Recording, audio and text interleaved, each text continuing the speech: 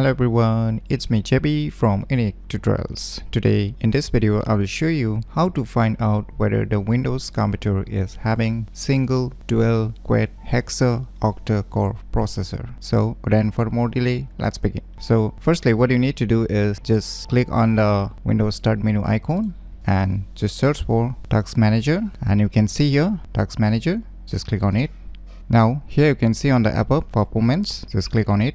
Now just select this CPU, and now on the right bottom you can see here cores. So you can see here it's showing 4. So right now you can see on the video the 4 will be quad. That means my Windows computer is having a quad core processor since it's written 4. So if you have a dual core, then you will see here 2. If you have a single core, then you will see here 1. And if you have a Hexa core, then you will see here 6. And if you see 8 here, then it will be a octa-core processor. So by using this Task Manager program, you can easily find out whether the Windows computer is having single, dual, quad, Hexa, octa-core processor very easily. So if you never known about this cool tricks, then you should definitely give it a try. So if you find this video tutorial useful, please click on the thumbs like button, and if you're new to our channel, click on the subscribe button. And lastly, thanks for watching.